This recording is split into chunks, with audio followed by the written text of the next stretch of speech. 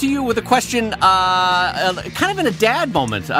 Coming to you like a young lad going to his father, because I am the recent owner of a mustache. I got a quarantine mustache, and a nice mustache it is too. Well, it's a mustache. Let's just say that I've never owned a mustache. But I recently, a friend of mine on Twitter started talking about like beard wax and beard oils and stuff, and I don't know any of this stuff. And so you, as a man who's had a Van Dyke, I think that's a Van Dyke, right? That is a Van Dyke, because it doesn't connect between the mustache and the beard. So that if it connected, it would be a goatee. But with no connection there, it's a Van Dyke. Yeah, you look like you're going to sell a Dutch East Indies company to someone. That's right. I've brought poppies to the Netherlands, and I'm going to sell them. No. So with your Van Dyke, that thing doesn't connect, not because you shave it that way, but because nature don't make it that way, right? Well, yeah. I mean, you can tell I do shave it. And this is a good week and a half growth. So you can tell there's just a couple whiskers there, giving it their best shot. Yeah. But it's so pathetic. It's easier just to sweep them away every couple weeks than to actually try and grow a full goatee. I tried for a couple of months to grow a beard last fall, and it was just like I gave up. I just don't have that. I just realized that a Van Dyke is very much like what a character would have, like the banker on the Munsters. Like, if a banker came to the door and Herman Munster opens the door, he's like, "Yes, you're $40 late on the car payment."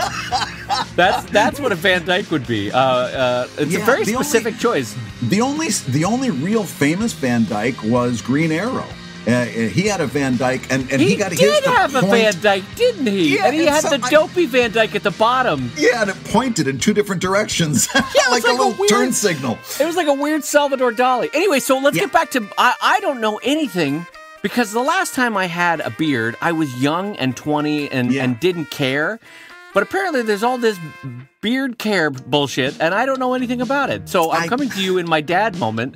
What do I need to get? How do I wax my mustache? Do I oil it? Do I pamper it anyway? What do I do? You don't do any of that stuff. You wash your face, soap and water. Wait, slow down. Hold on. I got a piece of paper here.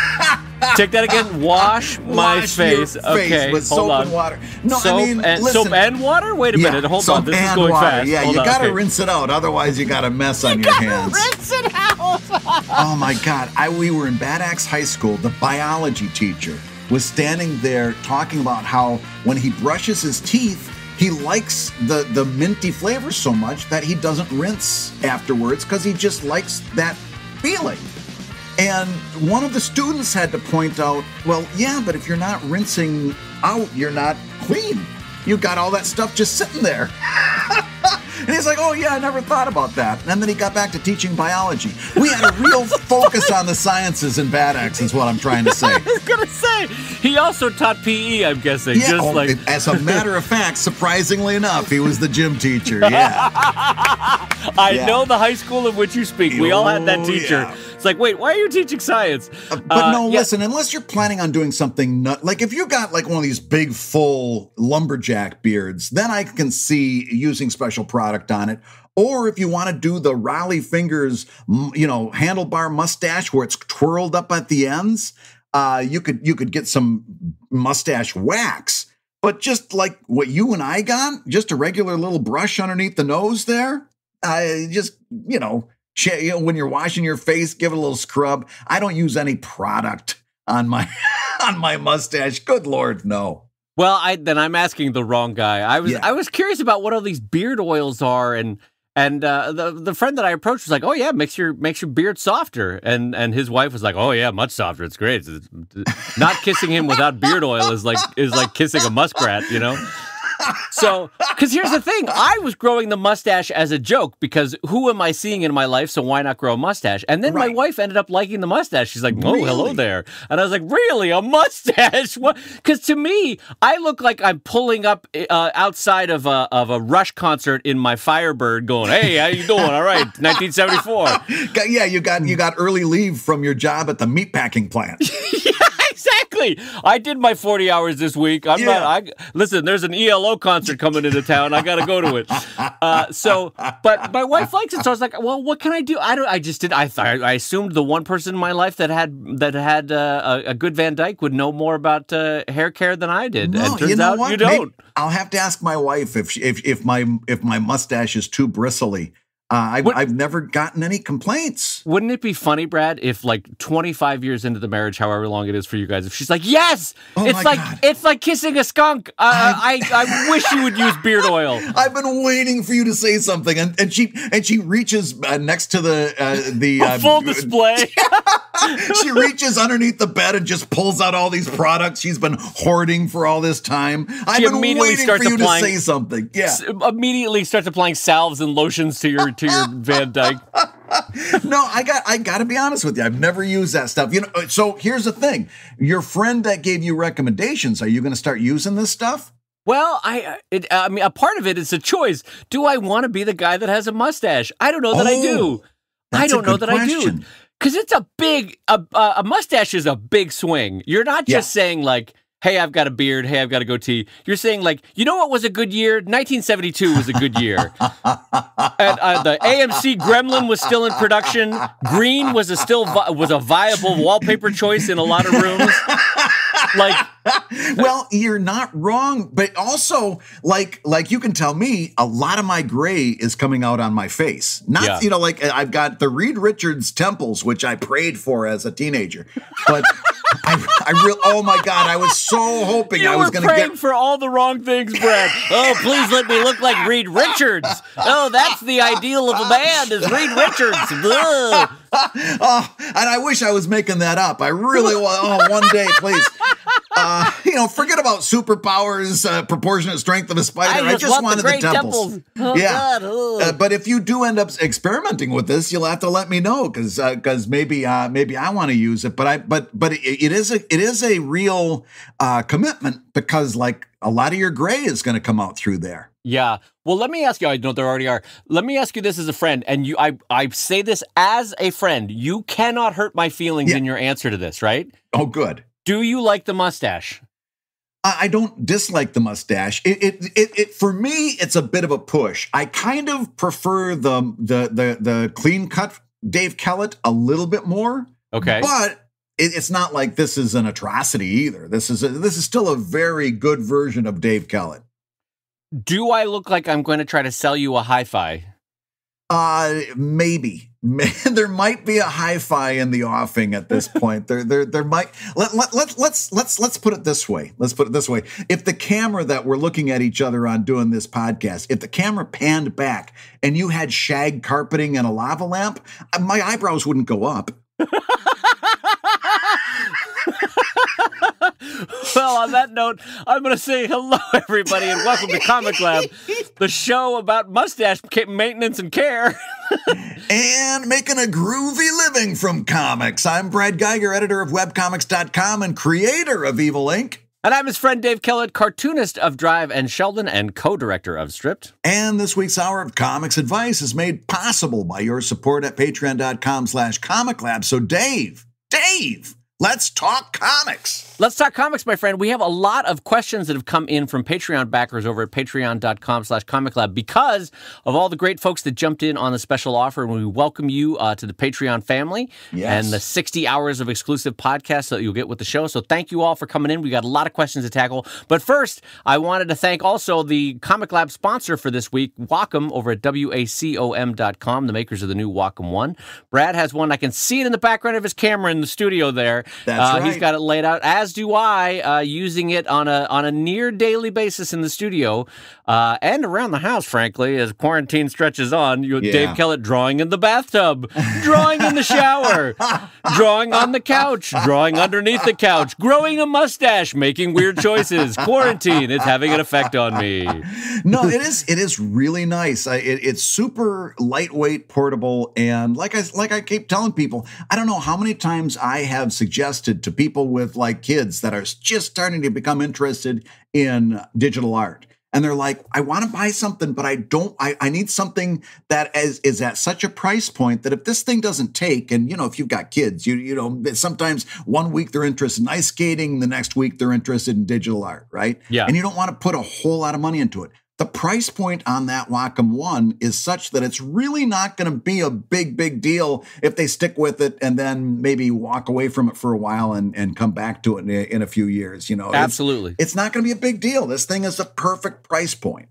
That's right. So we thank Wacom and the Wacom One over at WACOM.com. And Bradley J. Geiger, let's jump into the first question this week. Yeah. All right, Brad, our first question comes in from Carrie Copa, and Carrie writes, I have started working on a graphic novel project, and my question is, how do you build a group of creative peers, not beers, creative peers? Carrie, I'll tell you how to build a group of creative peers. I'd rather talk about your question, Dave.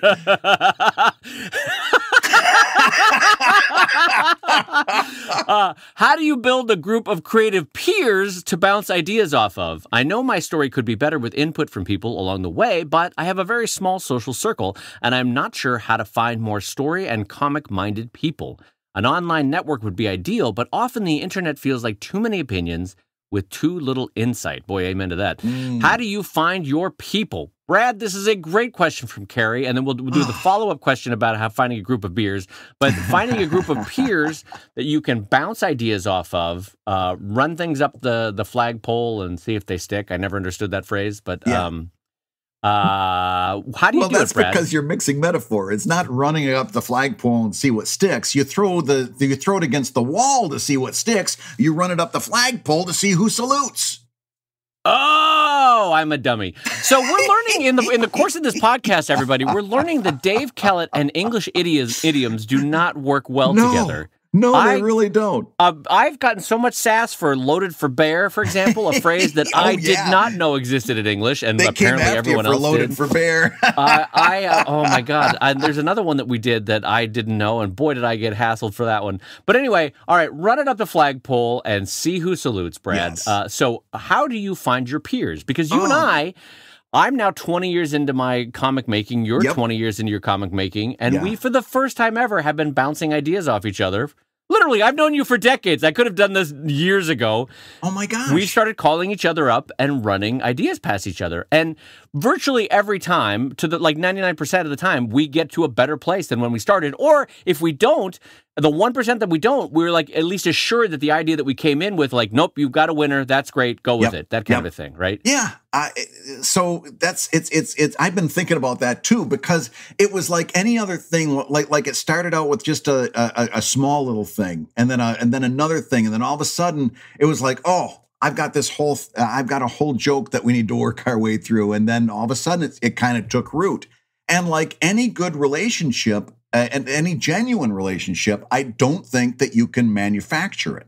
In other words, I don't know that I can give you steps to follow in a bullet list to how to build a writer's room. I can tell you who to look for. I can tell you some thoughts on, some directions you might go, and some ways that you might kind of try to see if there's something there. Right. But I don't know that I can give solid advice. What you want to find is somebody whose work you respect. Yeah. Right? Because if you don't respect that person, and if they don't respect you, if it's not a mutual respect, then you're never going to get anywhere. Because the person that doesn't respect the other is never going to take that opinion as strongly as they should. And that's really important. When Dave comes to me and says, I've got this idea, I think it's pretty good. And I'm like, yes-anding him because it is good, but my spidey sense tells me it could be better. Right. If he didn't respect me at least a little bit, he would just hang up the phone and walk away. It's like, I'm going to do this thing. What does Geiger know? And not to make it a quid pro quo thing, but if Brad always called me for ideas, and each call was 20 minutes, 30 minutes, 40 minutes long, and I never called Brad back, it would start to engender a feeling of being taken advantage of, or I don't want to do this, or I don't want to help. Right. Right, exactly. So there's got to be a level of friendship, of mutuality, I guess is what I'm saying. That like we're codependent. We're not codependent. We're helping each other out. Well, maybe a little bit codependent. Co-supportive, I guess, is a better way of saying it. Is that it's a mutual aid society, and so I think one of the problems, Carrie, you might find is if you are creating the comic and you've got a couple of friends in your life that are helping you because they love the comic.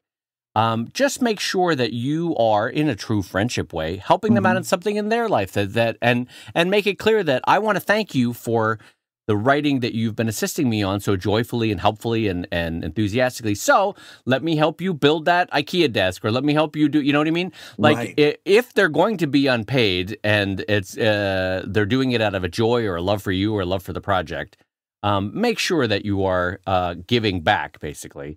Because, Brad, you jump in. You had a thought there. Well, so one thing I'm thinking of is let's say we were to try to give Carrie some thoughts about where to go. Well, my first thing would be, first of all, the go-to is going to be social media, right? Because that's where you're going to be doing your most discussion.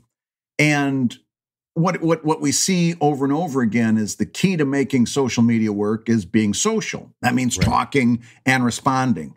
And as you're going forward and doing this just in the course of building your own social media profile, you might be focusing on a couple people where you say, okay, this person really seems to be a writer or an artist that I really respect. I'm going to keep talking to this person a little bit more than I would have normally, just to do the 3 C's or the 4 C's. The thing to be careful of here is that if you are in any way putting out an energy of soliciting ideas or jokes, 99% of the time it will be terrible jokes. It'll be terrible storylines, terrible ideas.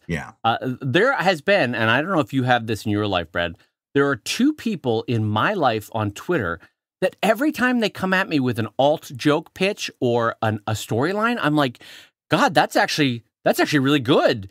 And one of them is a retired legal librarian. She is, I'm guessing, in her 50s and is brilliant. Like her humor writing, I'm like, I would take you on a writing staff. You are amazing. And another is a young person. I have no idea where they are in the world. I can tell they're young by their references, but also funny. The other problem, though, is that if you in any way solicit that, you get a ton of people that think they're hilarious, that think they're creative, that think they have the good ideas, and it's just the worst ideas. So when Brad says, be social, reach out, be careful, because if you start to solicit for writers or pitches, you're going to get just a tsunami of bad ideas. Right. In the same way that if you opened up trials for the Houston Astros, you'd get, you're like open tryouts. You'd get all the wannabes that think they can play baseball. They can't play baseball. And then you might find one diamond in the rough. So just be careful. Let me go back and reformat that just a bit. Okay. Yep. I'm not talking about putting out like an open call, but let's say somebody, we'll call him Fred. Let's say Fred posts something, and I start to see Fred's work, and I say, that's Fred. This person has a lot on the ball. Yeah. When he posts, I'm going to respond to it, and I'm going to start a little conversation. And then next week, I'm going to have a little conversation. And pretty soon, if Fred is reciprocating, now he's starting conversations with me. I'm starting conversations with him. Now maybe we have a little sidebar, right? Now we're starting to build an acquaintanceship that could build into a friendship. Now maybe every now and again we feel comfortable to talk in DMs or whatever. And we've got, you know what I mean? What I'm talking about is finding people and slowly building up a friendship. But, again, number one, Fred may not be interested in me. Right? Fred may be like, I've got my own thing going on. Boy, isn't that true of Brad's high school career? All right, go ahead. Keep going. I could never get Fred's attention. But so what we're talking about is something that, again, is going to take a long time to build for the sheer fact that here you got Dave and I, 2 people who like each other an awful lot. We've been friends for a long friends for a long time. We've been acquaintances for a long. I know of Dave. I know of Dave. We're familiar. No, but again, this is just something that we've started doing recently. So that's my first answer. Now, before we move on to our second topic, I'll give you a second answer. Okay. And it's self-serving, but there are other versions of this, of course, and you can pursue them. You don't have to become a Patreon backer of Comic Lab, but it helps because when you do, you get access to the Patreon Discord server. And we've got a room there called #Writers Room. And that's exactly what happens in Writers Room is somebody comes in and says, I've got this idea. Here it is. Bang. And you can get an awful lot of different viewpoints, some of them better than others, about what you can do. And there's been a lot of workshopping of ideas. There's been some very, very good things that have come of that. And that's in a private setting where you don't have to worry about, basically everybody on the Comic Lab Discord are pretty serious cartoonists. Let's face it, before you become a Patreon backer, in most cases, you're kind of serious about what you're doing. Right. I would suggest, since this person already is a Patreon backer, jump over to the Discord server, jump into Writers Room, and see what what you get out of it. It might be a good stopgap until you can build those friendships that you feel comfortable with doing the next step. And more than a stopgap, I could see a world where it becomes a stepping stone towards some of those online acquaintances becoming friendships, becoming writer pals, you know? Yeah. And here's the thing that Brad was said in a different way, but I would like to say it in terms of trust. So Brad was saying it in terms of, interest. Like Fred and I are sparking interest in each other. Now our acquaintanceship is becoming friendship. Now we're writing together. But part of it is the baby steps, and this may sound basic, but the baby steps of trust. Like, Brad pitches me an idea. I don't laugh at Brad. Yeah. I don't make fun of Brad or go, what a dumb idea.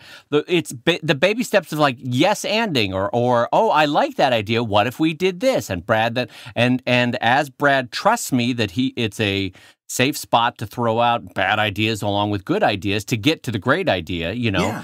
Yeah. Then you build on it. And that's not easy to do. I will say, like, as to Brad was saying, we've known each other for 20 years, and it's still a growing process between us in these weeks where we've started to write with each other, you know? Yeah. The length of idea pitching and the types of ideas that we've pitched to each other, we might not have done in those first sessions. Right. Like, the first session is like, hey, help me find a better word for this punchline. Like, right. I need to go out on a better blow than what I have. Can you help me find a better punch word, you know? Mm-hmm. And Brad will go, yep, instead of saying Salisbury, make sure you say steak sauce or whatever it is, you know? And I'm like, that's better. Thanks, Brad. Talk to you later. Okay, bye. And then Brad calls me up a week later and goes, hey, I need a different punch word for that. Anyway, what I'm saying is the trust, the slow building is like putting down bricks in a friendship to build a wall. You know, it's like, it's not all at once. It's tentative. There might be starts and stops, and there might be things where you're like, this person's not right for writing, and that's okay. But I'd also say, look for the people in your life that you can tell the people that add a net plus and that are yes. And you can also tell the people that are poison in your life. Yeah. If I come away from a conversation like I'm having right now with Brad, and I feel energized, I feel excited to create, I feel happier, right? Which I do, and I'm saying this in friendship, which I do every week that we record Comic Lab. I come out of this feeling better, feeling more optimistic, feeling happier, with ideas that I want to bounce off of you in the future, with ideas that I want to go execute on. That person is a net plus in my life. Brad is a net plus in my life. But if I come away from a conversation with Brad feeling like, I hope I said the right thing, or that was weird when he said that, or I don't feel so good about myself, or I don't really want to create right now, that person is a poison in my life. And part of reaching through to adulthood is removing the people that are a poison in your life and finding the people that are a net plus in your life. And so I wish you well, Carrie, as I'm sure Brad does, in finding the people that bring you up, bring you energy, and bring you more creativity. And just to put a capper on it, I just want to pat you on the back, Carrie, because there's one thing you said, and I want to go out on this. But there's one thing Carrie said that made me instantly like Carrie. I know my story could be better with input from people along the way. That self-realization, 90% of the people who are doing work that isn't measuring up to what it could be are the people that just are sure that they're doing gold. It's when you realize that you could be better, when you have that self-realization that you're doing well, but you could be better. And that one way to do that is to accept some other people's thoughts. That's the first step on the road to greatness. And there's a lot of people that never get to that step. Believe me, I spent an awful long time assuming I was doing gold. It wasn't until much, much later I had the self-realization that, I need to really put some work and thought into this. So congratulations on self-actualization, self-realization. You're gonna get there. I absolutely know it. Yeah, it's not as strong as what Socrates said, that I know nothing, but the awareness that you are aware that you're not as good as you want to be is like Socrates, a step towards bettering yourself, towards actualizing a better you, making better decisions with better information. And so I guess what Brad's saying is the humility to say, I can get better, is a great part of the process of being a creative person, no matter who you are, what stage you're at. So I will echo Brad in saying that's a good attitude to bring into this, Carrie. Hey, if you're listening while you work, take a minute to stand and stretch. And while you're doing that, we're going to tell you why you should join us on Patreon. When you do, you're going to get hours and hours of podcasts that we've recorded just for backers. And exclusive Patreon posts that go even deeper on Comic Lab topics. And access to our exclusive Discord server, which is a thriving community of professional cartoonists. So you can support the show you love and get tons of actionable resources for your own cartooning. And listen, if you can't swing a pledge this month, we get it. No worries. Yeah, listen, you can still support the show by rating us wherever you get your podcasts. Just leave a 5-star review and a few kind words. That, along with mentions on social media, is incredibly helpful. Now, everybody, let's talk comics. All right, well, just a reminder that the sponsor for today's show is evil-comics.com from Brad Geiger. just a reminder. I don't know why I said that. No, but I did proudly sponsor the show. I did want to lead into the next question, Brad. This comes in from Mark Ashworth at patreon.com/comiclab. And Mark writes, has this happened to you? You finally get to draw or write, you sit down, then you discover that your eyes have been closed for 5 or 10 minutes because you rested your eyes, which really means you went to sleep sitting up. Any tips or advice on getting more waking moments focused on creating with fewer, quote, eye-resting moments? Yes. So, Brad, I'll ask this of you as a very old man. So you often fall asleep doing basic tasks, tying your shoes, sitting in your comfortable chair, reading, caressing your old hunting dog, Mr. Carruthers. How do you solve this as a 75-year-old? How have you solved this? Oh, thanks. I'll have you know I'm not a day over 58. Listen, I've actually got 2 answers for this. The first one is very straightforward. If you've gotten to the point that you're falling asleep sitting up, go to bed. Yes. It's time to take a break. Go to bed. You know what? Go to bed. Maybe set your alarm clock 20 minutes early tomorrow morning, and get a good night's sleep and rest. And especially if you're writing, take a little rest. And somebody just tweeted me this on Twitter just this week. Said, remember how I always used to talk about using your subconscious to help you write? And to put it into your brain just as you're falling asleep, just to say it over and over again. I'm going to write the next chapter of Evil Inc. Or I'm going to write this, and just repeat it as you fall asleep. This person did it and said, it's amazing. He goes, I woke up with 10 ideas. All for Evil Inc. All for Evil Inc. Yeah, because I tell people. Every night I fall asleep saying, I'm going to write a great storyline for Evil Inc. I've got nothing for Driver Sheldon, but I've got some amazing Evil Inc. storylines. Yeah. And listen, it doesn't always happen that way. It's not like a turnkey type of deal, but I'm telling you, I do believe in the subconscious. So go to bed. Go to bed. Wake up a little bit early in the morning and get after it fresh, and you'll have so much better results. What do you think, Dave? I think that is option A, and it is the strongest option, right? Like if you are falling asleep when you sit down or when you go to be creative, here's what is actually happening. You've been working, doing all day long, and you're like, now it's me time. I'm going to sit to create. And you sit down and you're physically exhausted, right? So, like Brad said, go to bed, and then wake up early. That's another option, is wake up an hour earlier, brew a cup of coffee, and then get to work, right? That's option A.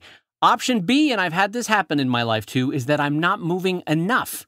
If I am too stationary and sitting for too much during the day, my body is like it's like mega tired all the time. So I have found that the opposite is true.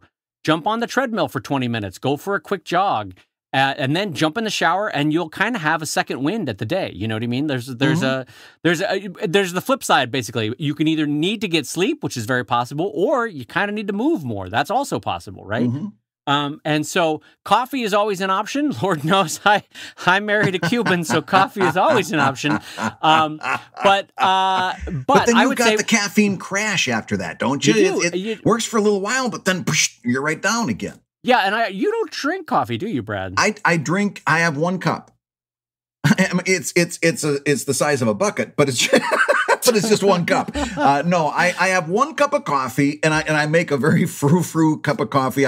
I discover I really like percolator coffee. I think it's a much better taste. So we got a percolator. I make 1 cup. I foam the milk, and I put a little swirl of caramel in it. It's a very precious little cup of coffee, but it's mine. And then I don't drink coffee or really any caffeinated beverage to speak of for the rest of the day. Well, you know what? To be fair to your body, if you are able to limit it to 1 cup, and God bless, I don't remember when those days were for me. If you can limit it to 1 cup, that's probably all you need to get yourself moving. You know? Yeah. Yeah. For me, I'm like a heroin junkie at this point. It's like if I need 17 cups of coffee to get the eyes open. So anyway, to get back to your question, it's either or. I think the most likely one is you need sleep. You need to go to bed because if you are falling asleep when you sit down to create, it means you are physically exhausted, right? That's the most likely one. The other one, less likely, but also a possibility, is you need to move more. So go for a quick jog. Frankly, even a walk, a quarter-mile walk is a perfect length to get the heart moving, get the circulation going. It's not too tiring. It's kind of pleasant. And then you're back in and jump in the shower and you're ready to go, right? Like your body's moving, your blood's flowing, all that sort of stuff, right? I'm seeing Brad waving like a circus performer to get me to stop talking. Go ahead. There's a little in between too, because I will say, Daddy does like his afternoon 15-minute nap.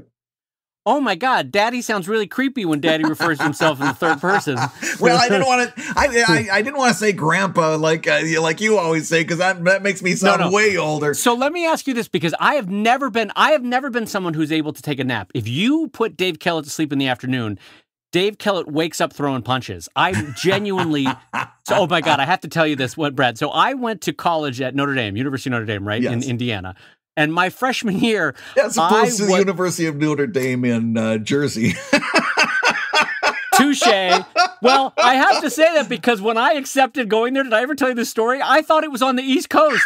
Yes. My dad booked the flight. He's like, all right, we're going to Indiana next week. And I'm like, I'm sorry, what? And he's like, yeah, we're going to Indiana. I was like, wait, no, I don't want to go to Indiana. No. Like, it's the opposite of what I want. So totally book smart, world stupid. Anyway, so I go to Notre Dame, and they, as a lot of colleges do, they automatically assigned me roommates. And my roommate was the free safety for the Notre Dame football team, a very good football team. And he set, Brad, the freshman year record for weightlifting at Notre Dame, which is like an 80-year weightlifting record. He set it, right, as a freshman. This one afternoon, Dave Kellett fell asleep for a nap. I'm going to speak in the third person now. Dave Kellett fell asleep for a nap, and he very kindly woke me up for a chemistry test that he knew I was missing. He shook me gently, and he goes, Dave, you're late for a test. And Brad, because I'm not good with naps, I sawed off and clocked him in the jaw. No. And he's so strong, Brad, so strong. Like he could crush me if he wanted to. Yeah. I hit him in the jaw, full strength. I hit him in the jaw. And he grabs my head with one hand and goes, I know you didn't mean to do that. And that's all we ever said on the matter. He didn't hurt me. He just grabbed my head the way you would grab the back of a dog's scruff to say, stop barking. He just grabbed my full face and head and went, I know you didn't mean to do that. You have a chemistry test. Go to your test.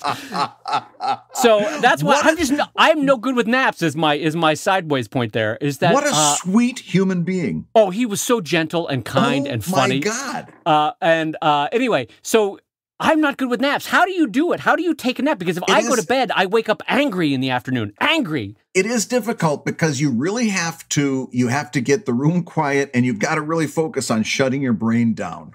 And when you've only got a couple synapses firing like I do, it's a little easier than for most. But you do have to get down, and it's like, I'm going to take a nap. And you have to set an alarm for like 15 or 20 minutes, and you've got to stick to that, because after, say, 20 minutes or so, you do get into that really deep REM sleep where it's tough to come out of it. Whereas if you can just sit down and it takes a lot of willpower, and sometimes some days for me are better than others. But it takes a lot of willpower to, when that alarm comes off, it's like you've got to swing your feet over on the other side of the bed, put them on the ground, and get yourself out of the bed before your brain can, you know, how when you're half asleep, your brain can talk you into anything. Oh, sure, you know, sure. You know, 5 more minutes ain't going to hurt. Right. Oh, yeah. What's another hour in the grand scheme of things? It doesn't matter. Yeah, exactly. Did you notice, by the way, that suddenly I became, what's another hour in the grand scheme of things? Yeah, you were doing your Floyd the Barber, it sounded like. Well, Andy. Well, I don't know. But yeah, you got to be a little bit cautious. But then again, on the other hand, some days, like I said, are better than others. And sometimes I fall right asleep and an hour is gone.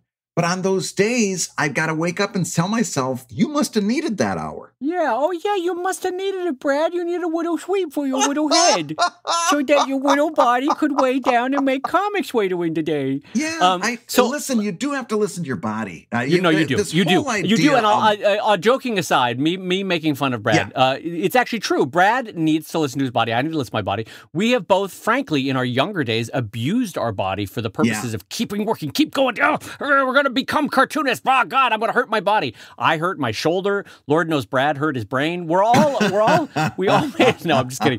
The thing that I tried, Brad, once, because keeping it in an art vein, you know, Leonardo da Vinci was a big advocate of the key nap. Did you ever hear about Leonardo da Vinci's nap? No. He would sleep in his studio, which had marble floors, in an upright wooden chair, and he would hold a gigantic iron key, right? Gigantic iron key, like the kind of like you would have for a church front door, you know, that kind of massive key. And he would fall asleep with it in his hand at his side. And when he had reached a point where his muscles relaxed and let go of the key and it fell to the marble floor, it would wake him back up. He's moving. It's been 15 minutes and he's back at work, right? He's back painting or back creating something like a submarine, whatever he was doing. Yeah. I tried that once. I was like, oh, you know what? If it worked for Leonardo da Vinci, it can work for me. Yeah. So I held some. I didn't use a key. I just used a big, heavy stapler, right? And I held it in my hand, and I sat in a chair, closed my eyes. Sure enough, I fell asleep. I let go of the stapler. It had the massive clanging, bang, bang, bang, bang, bang, bang. Scared me so much, brother. Like, I was the opposite of refreshed and relaxed at the end of this. I was like, damn you, Leonardo da Vinci, that does not work at all. Yeah, that day Sheldon was drawn with all kinds of jaggy lines that looked like Charles Schultz drew it that day. Had to change the shorts. It was that kind of a wake up, you know? That was more graphic than I needed. But anyway, to the point, back to the question asker, you do have to listen to your body. If your body is falling asleep. Now, there is the subset question here is it possible that creativity is giving his brain the permission to relax? Like he's wound up, and the idea that he's like, now it's my time. Now I get to create, right? That might be something that you need to work on in such that, like, maybe you need to be getting a better night's sleep. Maybe you need to give yourself permission to go to sleep without looking at your phone at 9 or 10 o'clock at night rather than 1 o'clock in the morning. But it may be that you need to play a mental game with yourself that, like, creativity is not sleeping time. And so you do whatever tricks you need to do, a shower beforehand, a shot of espresso right before you're about to create, 15 minutes before you're about to create, and whatever it takes to power through. What do you think, Brad?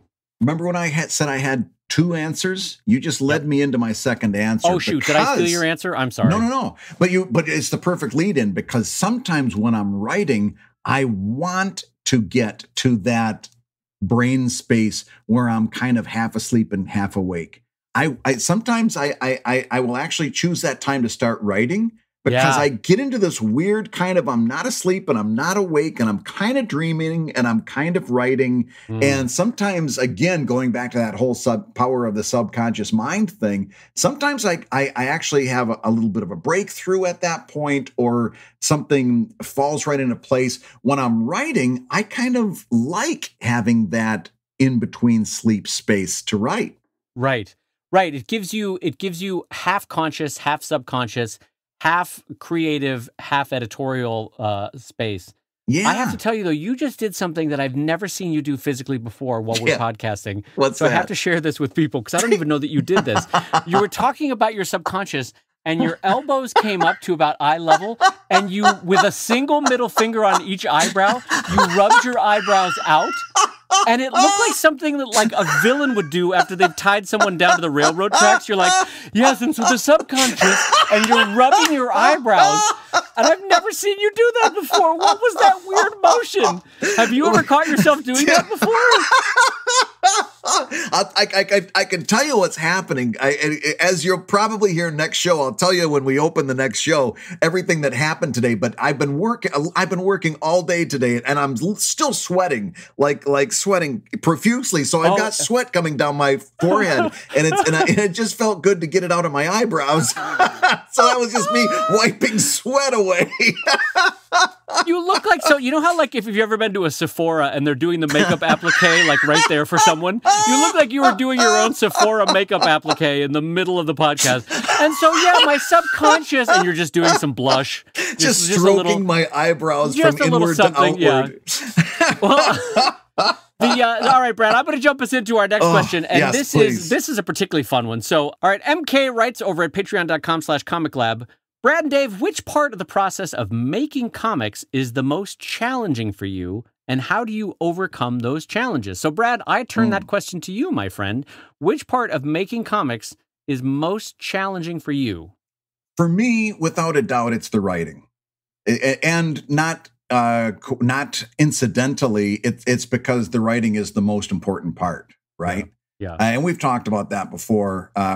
In almost all cases, it's always the writing that's most important. Great writing can save bad art, but there's not art out there that's spectacular enough to save a poorly written piece. Right. And so I really think writing is the most important. And I think it's not a surprise that that's also the part that gives me the most trouble. It's the part that in fact, for the last really couple of weeks, I've been really slowed down writing, because there's a couple of parts in the Evil Inc. storyline I'm writing right now that's very kind of pivotal, and I have to make sure they hit the right notes. And I've actually scrapped a lot of things that I've written because they just weren't right, and I didn't know what was gonna come out that would be better, if anything. Does that make sense? No, it does. It does. So the writing is the most important part. And how do you overcome it? By not giving up, by not giving in, by not settling, for something that, this is good enough for now. There was you remember watching TV shows, and ours was Buffy the Vampire Slayer. Every now and again, there was an episode that I would look at my wife and say, well, that was a bridge episode. That wasn't a very good episode. And looking back, it was like, no, you know what? That wasn't a bridge episode. It was just an episode that wasn't written as well as the other ones were, right? And we were giving it a pass because we were fans. We called it a bridge episode. But how do you overcome that? By not allowing yourself any bridge episodes, and by always saying, nope, I'm gonna stick with this, and I'm not gonna put it out until it's ready. As a result, let's say, I think last week or the week before, I didn't update any Evil Inc. Going back a couple of weeks, I instead of updating twice a week, I updated once that week and once the next week. Right. It's not the best situation. But again, I've said since we started the show 2 years ago, we're not beholden to the everyday update anymore. And we're in a place right now in terms of web publishing that you can do that. In fact, I advocate you should do that. Yeah. So take the time you need. And there's only one way to get past that, and that is to keep going and not let, and most importantly, not leave you off the hook. So Dave, what is the most challenging part of cartooning for you? Yeah, I also think that the most challenging part for me is reading Brad's writing. So I agree with you on that. I don't know. That was the best joke I had. I had nothing. So but it was good. It was good. I had nothing. So no, I will. Like my friend Brad, I think that good writing can absolutely save bad art. Bad art cannot save bad writing. Sorry, good art. God bless America. Good art cannot save bad writing. And the reason I know that, you're kind of a bridge co-host right now. You know that? No, I'm really phoning it in terms of the language that we're speaking here. The reason I know that is I have dear friends who have drawn beautiful books, stunningly beautiful books. But the story goes nowhere, and the writing goes nowhere, and the jokes don't land. And I'm like, duh. Maybe pair up with a writer. This is not your wheelhouse, that kind of thing. And on the flip side, I know cartoonists who have built stunning careers because of stellar writing, and they could not draw their way out of a box. It is kid level drawing. And I think early part of my career was that. I've gotten a little better with my drawing, but I'm still not great. As the fan in Emerald City Comic Con said, Dave Killen, my wife and I were just talking about you with your great writing and so art. And the reason I can laugh about that is that I'm not classically trained. I'm not art school trained. I've gotten better as I've gotten older, and I will get better still. But it's not my wheelhouse. But the reason why I think my career has worked is I know my way around a joke. I know my way around the playground that is the English language, and that can save my bad art. It can lift up my bad art. But that being said, like Brad, I know that when that falters, when that fails, that's when it's a challenge. When I'm sitting at my desk and there's no one around and there's a full cup of coffee and I've got full energy and I sit down and the gas tank, for whatever reason creatively, is just empty. Or I don't know the path forward for 5 different storyline arcs that could go in totally different directions, right? Because the choices that I make will ripple out for years in Drive, for example, right? Yeah. Or I've got 5 different punchlines and I can't editorially choose. I can't nail it down to one. Right. And so those are the moments where I go, duh, I'm not enjoying myself. This is not fun. This is the most work-like moment that I have, right? Yeah. Because even when I'm stumbling through a bad drawing of a horse or a bicycle in Sheldon or Drive, it's still, at the end of the day, I'm drawing. I'm not digging a ditch. It's fun, So anyway, as far as how do I overcome that challenge, like Brad, what did you say? Never give up, never give in. You were either doing Galaxy Quest or Winston Churchill, I think. I'm not sure what you were doing. Don't let yourself off the hook. Don't let yourself go. Keep going. Keep trying. Yeah. And I actually think that you made one of the more valid points that younger us would not have understood, which is don't force it out. Don't force it out into the world with a mediocre product. Yes. Get it right and then serve it up in the best form you can. Go ahead, Brad. There was a time, this was way back. This was in the early 200s or 2000s. We don't stop stroking your eyebrows. This was in the early aughts. And this was still when advertising model meant that most web cartoonists were doing it every day. Penny Arcade was not. Penny Arcade did 3 days a week. Right. And I don't know whether I was talking to one of them personally or whether we were on a panel together. I forget exactly what the impetus was for this conversation. But they and I were kind of taking 2 different positions. And I was like, well, it's really important to update every day and to build that relationship with your readers and all that other stuff that was important then in terms of the ad model. And I think it was Jerry who said, we realized a long time ago that we had a choice between serving our readers steak 3 times a week or giving them hamburgers every day. And we went with the former. And it's never let us down. Yeah. And it really took me aback at that point. It really you love steak. That's I mean, you're known for. Well, listen, I like them both. The best side dish for a steak is a hamburger. but it really took me aback. And again, speaking of like if we could talk to our younger selves, it really kind of got me into a point where I was like, gee, I don't know that I really appreciate what these guys are saying. Later on, of course, the web publishing landscape changed, right. And so obviously I agree with them now. Right. But But to be honest with you, they were kind of right back then too. Yeah, they also had the audience to support it, and they also had the website designed to support it, because no matter what they did, they got double the page views that I got because of that unique model of blog on one page, comic on another. But anyway, all that aside, so yeah, I think the writing is the challenge. But frankly, I think anytime there is a creative challenge, I think the underscore that Brad and I might give you is that even if the output is not coming, in terms of you're not putting out anything today, don't give up. Yep. You've got to you take a break, go for a walk, go for a run, have a nice meal, take in some entertainment, but then back at it later that night. Try it again. Didn't work again that night. All right, the next day, do what you got to do. Back at it at the writing desk or at the drawing desk, that kind of thing.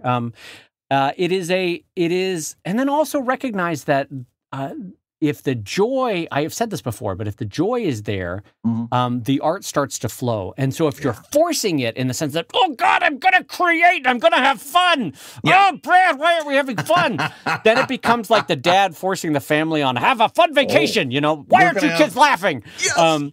We're going to have fun or else. Whatever it takes for you to recapture the joy of it, I often find that my joy levels are 1,000% leaking into the quality of my writing and the quality of my drawing. Yes. And so try to rediscover what the joy of the process is for you. Don't you think, Brad? No, I agree 100%. And really okay, so we both said writing, but you could apply that advice to any number of other things that might be vexing you. We would probably give the same advice if you were talking about you were having trouble penciling or inking or lettering or anything else. We would give you the same advice, is to stick with it. Don't let yourself off the hook, and to realize that you're going to be doing this for a long time. And if you don't get it done right now, that's okay too. Yeah, and then if it becomes a long-term pattern, if you're like a month in, 2 months in, 3 months in, and you're really still noticing it's like molasses, the whole process. Yeah. Well, at that point, then maybe I think in friendship, both Brad and I would say maybe it's worth an evaluation. Like what has changed in my life? What has changed for my view of this project? What about the project has changed? What about my situation around the project has changed? Is it money? Is it stress? Is it my relationships in my life? Is it the reaction or lack of a reaction that the project is getting, right? I guess what I'm saying is, if a continuous part of the process is always challenging, a self-evaluation is worthwhile after a bit of time, I think, That actually leads into a question that I've got on the list for us to handle in the next couple of shows. And it's such a nice transition, I can't resist. You mind if I read this one to you? Yeah, go for it. This one comes in from our $5 Patreon backer, Rob Chambers, who says, I'm closing down my webcomic after 10 years. And he's asking me, but I think we can both kind of tackle this. He says, Brad, what did you learn from shutting down Greystone Inn that could apply going forward? In other words, I got to the same place after 4.5 years of doing Greystone, which was really honestly going nowhere. I decided to stop, reevaluate what I was doing. And that's when I created Evil Inc., which applied all of the mistakes that I made in Greystone Inn were fixed and realized, and all the wisdom, if you can call it that, applied to creating that new comic. And that's actually my advice to Rob. So what did I learn from shutting down Greystone Inn? Number one, that I should have done it way earlier. I spent 4.5 years. And really, I think after 2, maybe certainly after 3, I knew that this was not going anywhere. And I knew that there were some serious problems. Oh, did you know it? You knew it in your heart? Yeah, but again, I was so doggedly focused on getting the next one out and getting the next one out and getting the next one out. Right. And again, there were a lot of bridge episodes in there. But I was so laser-like focused, and if I just keep doing it, I'm going to eventually have a breakthrough. And I had a few more page views last month than I did the month before. And you talk yourself into a lot of stuff. It wasn't until literally I sat at a comic convention in Toronto, and just nobody stopped at all. Oh. And I had one of those conventions that I just had nothing to do for 3 days but sit and think. And that's what I did. I really took an honest evaluation of what I had done with Greystonia and where it was working and where it wasn't, and where it needed to improve, and what my abilities were, and what I could expect from myself, and where I needed to improve. And I was really deadly honest with myself about it. This is working, this is not. This is funny, this is not. And when I started to really evaluate, like we've said a million times, the problem with Greystone Inn was it was a hat on a hat on a hat. Yeah, right. It was too clever by half. And when I really identified that, it made it so easy to say, I've got this little sub storyline about a corporation full of supervillains, and people really responded to that. And to say to myself, that's a really simple. That's easy to explain. It's easy to, it's simple, clean, and boom. You can explain it in a sentence. Yeah. And in doing that, I realized I could take and I could work that theme any number of ways, combining supervillains and business to create any number of storylines. And when I started realizing that, and realizing where my strengths lied as an artist and where my strengths were as a writer, when I was really, really honest with myself, I could apply all of those mistakes, which were hard-won and valuable because I could learn from them. I could apply all those mistakes and focus on doing the next thing better.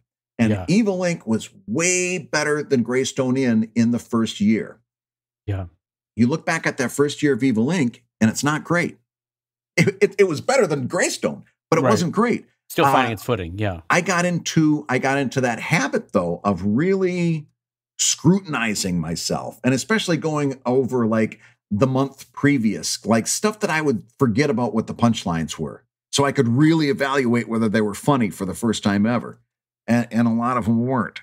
But really getting into the habit of self-scrutiny helped me get to a point where now I'm really super proud of the Evil Inc. that's going out to people right now, because I learned from all those mistakes. But listen, I've been running my mouth a lot. Give Rob some thoughts here. He's stopping after 10 years. Give this guy some thoughts. Well, I will say this in friendship. One of the reasons why I did not interrupt you is because you were spinning advice gold right there, and I did not want to interrupt you, because if you are thinking about ending a project, if you're not sure about where you stand right now, if you have ended a project and you're like, well, what a waste of time that was, go back and re-listen to what the last 5 minutes of what Brad just said, because there's a lot of great life lessons there, the biggest of which is that there's no wasted time if you learn a lesson from it. Right. And one of the best lessons you can learn from anything like this, a moment like this in your creative career, is better self-evaluation. What did I learn? What did I do wrong? What missteps did I take that I can take differently?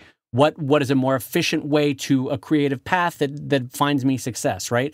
And so I think Brad's advice was invaluable right there. And honestly, I intentionally didn't interrupt you because you were spinning out gold there. So as far as projects that I've ended, I don't have a similar moment like Brad does of ending a Greystone Inn and then going into an Evil Inc. But I will tell you this: if Dave Kellett now was starting Sheldon, I am much better at self-evaluating to tell you that I, too, created a comic strip with a hat on top of a hat on top of a hat on top of a hat. So let's just break down how many things Sheldon asked you as a new reader on an installment basis to remember, okay? 1, Sheldon's parents are dead. He's being raised by his grandfather. Okay, not necessarily weird, that happens, but it's just something you're going to have to remember. Number 2, Sheldon is also a software billionaire. He's created this company that rivals Bezos and Gates and all this stuff, right? I don't talk about it in the comic strip much anymore for reasons, but anyway, that's another thing. Sheldon downloaded speech recognition and software into his duck's head. His duck, Arthur, can now talk, right? Okay, great. There's also another myriad menagerie of animals in the strip, none of whom talk. So the duck does talk, the rest don't. Right. What I'm getting at here is you can tell that there's a lot of asks of the audience that a younger Dave Kellett as a cartoonist was expecting my audience to go along with. And that's fine. That's all well and good. Any 1, any 2, any 3, you start putting too many of these onto a comic strip, and it overloads the concept. They're like, wait, what is this strip about? It's about this. It's about that. What is it about? A grandfather-grandson relationship? Is it about a boy and his duck? Is it about a boy and his duck and his 19 other animals that don't talk, but all seemingly have a high level of consciousness? Is it about a boy being a software billionaire? So what I'm getting at is an older Dave Kellett. If I were relaunching Sheldon now, and I'm not going to do it, but if I were relaunching Sheldon now, I would pick a much cleaner storyline, a much cleaner pitch, both because it makes it easier to write to and easier to market to, easier to sell to, easier to craft advertising for the internet on. You know what I mean? Easier for the word to spread, basically. Starting with a focus and a cleaner focus is one of the greatest things you can get from any project that ends for the next project. And so that's why I think Brad's advice is so great. So I don't know if I muddied the waters there with my explanation there, Brad, but what I was trying to say is that in the march of years where you end projects and you feel like they're a failure, one of the greatest things you can get, I was just trying to echo, one of the greatest things you can get is that better sense of self-evaluation and that better sense of what did you do wrong? What would you do differently now if you were to start again? And to start the next project with that knowledge and being, forearmed is forewarned or forewarned is forearmed kind of thing about what you did wrong last time. So, yeah, I agree. I mean, just a great example is like when I started Evil Inc., a lot of the art was kind of like Little Orphan Annie art, right? I just drew the pupils. When I went back and looked at that, I realized that so much of my writing relied on expression to sell the joke. And those eyes are great in terms of being minimalist, but they're not great for expression. They're not super good. You need eyelids and eyelashes and eyebrows and all kinds of stuff. It's particularly if you're gonna rely on something that really relies on that expression to sell it, especially if your word usage isn't quite sharp enough to do all the heavy lifting, then the expression has to do some of it. Yeah, and that's why you saw, one of the many reasons you saw a lot of my art change over those first several years of Evil Inc. is because I went back and I realized that so much of my the writing was not landing because it wasn't being emoted by the characters. So there's all kinds of things that you can learn looking at your stuff. Yeah, and I will say this though. I just realized that even though Sheldon didn't end per se, starting Drive, in terms of Rob's question of what did you learn that you could apply going forward, all of the little hiccups that I had with Sheldon, either in establishing storylines that didn't go anywhere or establishing too many storylines or having too many asks of the audience, what I learned with Drive is, at least at the first, keep it clean. And so I did learn with my next project what to do different. Anyway, Rob, for what it's worth, Rob, I wish you the best and Brad wishes you the best. It's never easy in the moment that you're in to have stopped a project, but have not yet started the next one, because it feels like, if everything feels like a waste, and we know what that's like in general, right? So we wish you best. Keep at it. I think Brad probably has better advice than I do for this, but keep at it and prepare yourself for when the next lightning bolt strikes and you're ready for the next project. I'm just going to put a cap on that by saying you probably feel like a failure for ending after 10 years. And I will tell you without a hesitation that failure would have been going on to the 11th. Oh. You know what I mean? Especially if it wasn't working for you, if you saw that this thing was not working, you made the right decision to try something new. Failure was not ending after 10. Failure would have been getting to that realization and pushing on to 11, right? And let's also remember, Rob, you're gonna be creative for the rest of your life. The next creative thing you do maybe takes off. There's any number of things you can do, right? And maybe it's a comic, maybe it's something different. But let's say you do that for 2 or 3 years, and then you get to a point where that's just not working for you. Guess what?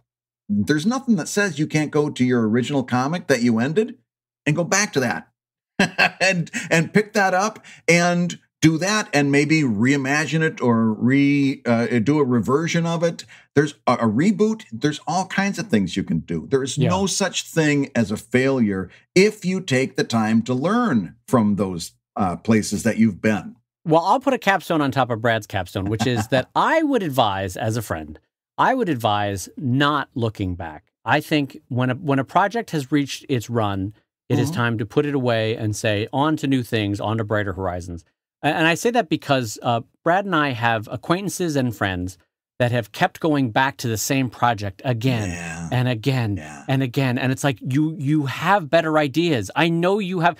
This is not your one well that you have to go to. You know, there are different sources of creativity in your heart. There are different ideas sparking in your heart. I know this is the case. Stop going back to that well. Because part of self-evaluation is realizing that there's a reason why it didn't work the first time, right? Yeah. And so go on to new pastures, greener pastures. Try something else, I think, is a bit of advice that I would give. So Dave's got the better advice. Dave, I'm gonna acquiesce to you. You've definitely got the better line on this. Well, listen, also, Dave, I don't know if you guys remember, acquiesce was the $5 word for the show. So Brad, hooray! You got the show. Oh, you got your change jar again. I missed the change jar. Well, listen, I know we're running out of time, but I've got one that I just want to handle really quickly because it is one that I wonder whether a lot of people deal with this, and it's a super simple answer. Okay. So the question is, I sell monthly collections for 99 cents on my website using PayPal. Turns out now they collect 33 cents as a fee. Should I get my prices up? If so, how much? Well, first of all, that's not a new thing. This person said, well, now they take 33 cents out. That's always been. I know this because I wrote about this for Webcomics Weekly back in 2013. It's also, by the way, somewhere in the 200s on page 259 of the Webcomics Handbook. So, oh my God, you just Rain Manned that. That was amazing. How did you know that was the page? It's called show prep, Dave. I wouldn't be familiar, Brad. I wouldn't be familiar. But so here's the deal. You can set your PayPal up to accept micropayments, okay? And then they take a different cut because they know you're doing micropayments. So with PayPal micropayments, you'll pay 5% plus 5 cents per transaction. On a regular PayPal setup, you've got 2.9% per transaction plus 30 cents flat deducted per transaction. That's how they get to that 33 cents on a 99 cent deal. So you can actually bump your profits way up if you switch to PayPal micropayments because at 99 cents, you get 67 cents after the standard PayPal fees. Using micropayments, you get 89 cents after the micropayment fees. So you can set up, as far as I know, unless they've changed it. And I gave it a quick little buzz around the internet, and it does not look like that has changed. Check out PayPal micropayments if you're going to be offering 99 cents. Depending on what you're doing, the whole thing from a few years ago is Patreon was saying, listen, $1 isn't much anymore. They were saying everybody should start their lowest tier on $2. And that made a huge difference in a lot of people's campaigns. I would be very, very encouraging of you to experiment with that same thing. Yep. Maybe instead of 99 cents, make it $1.99 and see what happens. And also, I think that would fall under micropayments as well. So those are two ideas I've got for you. What do you think, Dave? No, I don't have much to add other than to say, if you do the math, I think you will find that even selling far less at $1.99, you will still end up in a net positive. Yep. And which is the reason why Patreon suggested that as well. So I don't have much to add other than I think value your work a little bit more than the 99 cent route. And I think you will find happiness from that. I agree 100%. And that means that you have been listening to Comic Lab, the show about making comics and making a living from comics. Your hosts have been my friend Brad Geiger, the creator of Evil Inc. at evil-comic.com and the editor of webcomics.com. Boy, did I chew that apart. And my good friend, the wonderful and always caring... Slow it down over there. I don't know what you're about to say. The wonderful Dave Kellett, co-director of Stripped and cartoonist of Sheldon at sheldoncomics.com and Drive at drivecomic.com. And the Comic Lab theme song is used with permission from Andy Creighton at theworldrecord.net. And this episode was edited by Matt Woodard of Woodsong Productions over at www.woodsong.media. And this week's show was sponsored by the good folks at Wacom over at wacom.com. Wacom, the makers of the new Wacom One. If you love Comic Lab, you can rate and review the show on Apple Podcasts, and you may hear your review featured on a future episode like this one. This one comes in from Bryce Art, who says, "Thanks, guys." Listen to this, Dave. I'm 54 years old and just published my first long-form webcomic on Webtoons. Hey! Isn't that wonderful? That is wonderful. I doubt that I would have gotten this far without your weekly injection of knowledge, humor, and inspiration. Hey, that's really Isn't that nice. awesome? Yeah. That's great. And congratulations on that. Boy, that is fantastic. kidding. That's a big thing. I can't imagine being able to say, like, yeah, I put out my first guitar album at 54. Like, imagine. Right. What I'm saying, Brad, is like starting something totally new and being able to say, yep, at 54, I'm staking out new ground. So congratulations on that. That is fantastic news. And I will say Comic Lab is made possible by your support on patreon.com/Comic Lab. So we'll go ahead and say that like Winston Churchill. And we will fight them on the beaches. And we will fight them on the shores. Patreon.com/Comic Lab.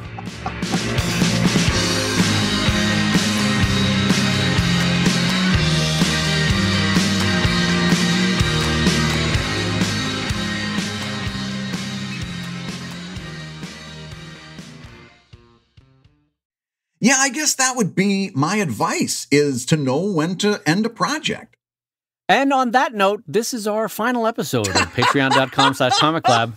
Tune in next week when my new co-hosts David Malky and Chris Straub join me here on patreon.com/Comic Lab. Let's give a big Comic Lab shout out to Brad Geiger. Thank you, Brad, for giving it your old college try for almost 3 years on Comic Lab. We thank Brad, and tune in next week for Chris and Dave. Going to be a great week. Well, I'll try to listen. Oh God, that was so sad. That was so sad. Just the slow wiping of the eyebrows. I'll try to listen.